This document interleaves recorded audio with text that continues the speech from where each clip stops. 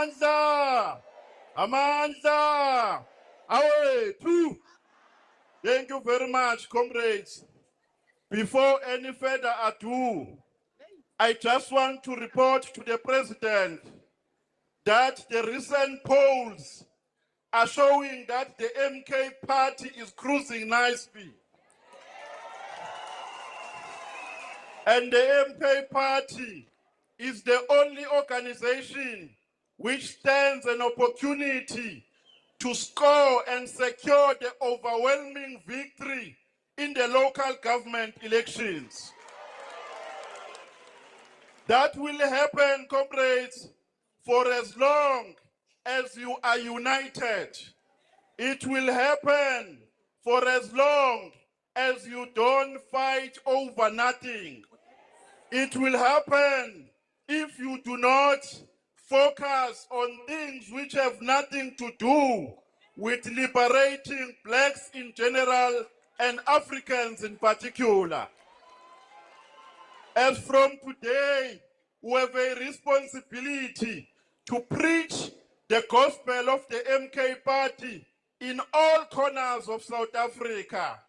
We must persuade even our ex-girlfriends and ex-boyfriends to vote for the MK party.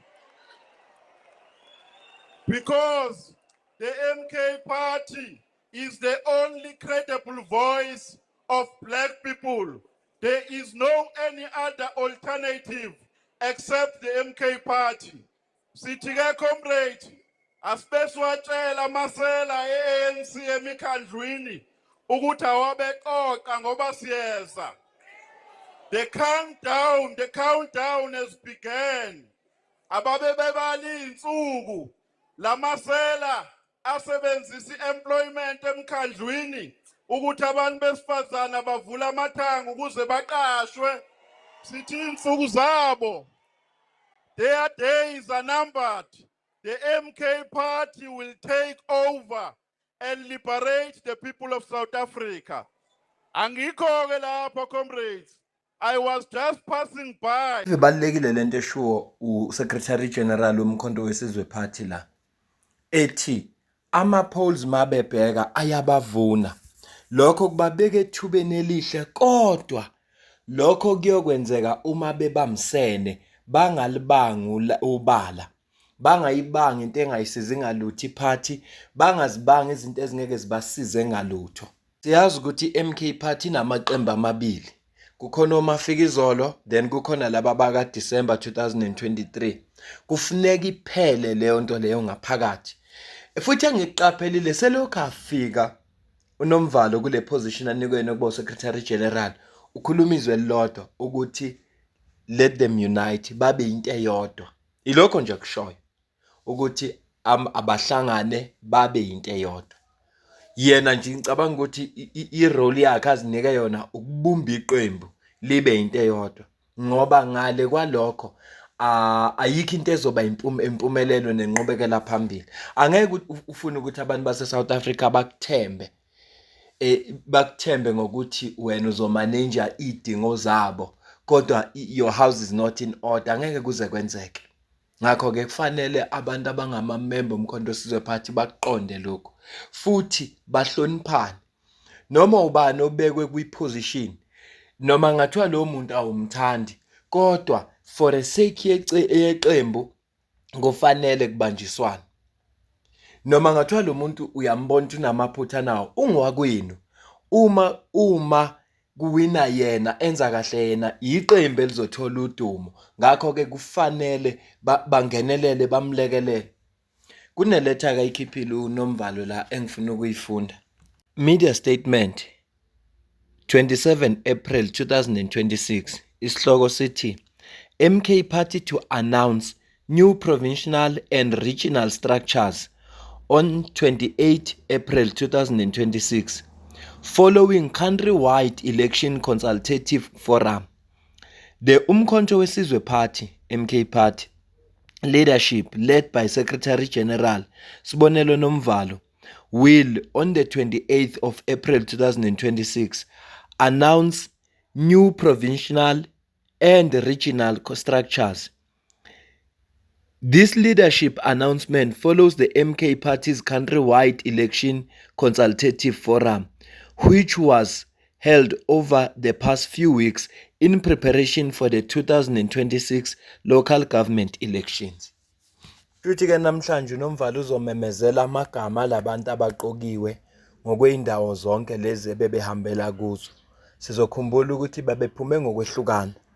Ngiyakhumbula ukuthi ubaba nathi Inhleko wayengapha eMpumalanga, uDuduzane wayengapha koStenga Maphumulo Samuel lapho. Babehambela indawo ezehlukahlukeneyo bekwenza le consultative process ukuze kukhethwe ama structures amasha ngoba lawa amadala ayisehlakaziwe. Ila isizozwa khona ukuthi ubani uqokelwe siphi isikhundla. Nalezi ndaba ke zasijahwe News 24 ezithi ubaba uWillis Mchunu usesusiwe provincial convener wase KZN. Sizozwa ke namuhla ukuthi emveni kokuba sebexoxile njengoba wayishilo naye ukuthi balinde kufike uSG nethimba lakhe kwenziwe yonke into efuneka yenziwe ebese baziswa ukuthi kwenzakalani. Kulinde iyona into esiyilindele ke namhlanje ezoshiwo uSibonelo Nomvalo Secretary General womkhonto wesizwe party. Kodwa ke khona into eshiwo baba uKhomo wathi sengathi wonke amalungu omkhonto wesizwe party angabaseka laba abaqokiwe. Abaseke nje ngoba abenzeli bona benzela iqembu. Noma ngathiwa uhlakaniphi kwedlula yena lo muntu obekiwe kodwa ungakwazi ukumlekelela nabo futhi laba abaphethe sengathi bangafunda ukuthi mawuphethe abantu bakhona abantu abahlakaniphile kunawe ukuthi njengoba ngaleso sikhathi bakuthembile wena ukuthi yiba kuleyo position. Ngakho ke kufanele nabo babalalele laba abamabe babonisa ukuze kwazi ukuthi kuphathwe ngokubambisana. Ilokho nje kubalulekile. Sanibona wengane zakwethu, ngiyathemba lonke niyaphila, themba kwenright. Umkhonto wesizwe bafowethu namhlanje uzomemezela abantu abazoni leader njengoba nje kade kukhethwa iSouth Africa nje yonke. Kuzomenyezelwa amagama namhlanje kune media briefing, kuzomenyezelwa amagama abantu abakhethiweyo nalabo ebangena ngopotsho nabo bazomenyezelwa. Okusho ukuthi kahle kahle ngendlela futhi kahle kahle ibona abantu labo abazosifaka ku2026 kohulumeni basekhaya, ibona abazosifaka basifake komasipala futhi ibona futhi abawusikhipha basikhiphe komasipala singangeni. Into esidingayo ke sidinga ke ukubambisana, sidinga isupport nokubasupport ukona konke. Ikona kufunakalayo njengamanje ngoba kuzongathi zoba phansi kakhulu igeja. Njengamanje ubuholi buzomenyezelwa ke lobo ke obukhethwa ke kuma province onke namhlanje. Ibona buholi ke esogijima nakho sibheke kohulumeni basekhaya. Hey bafona bakithi, hayi sambeni bafuthu, sambeni liphansi igeja.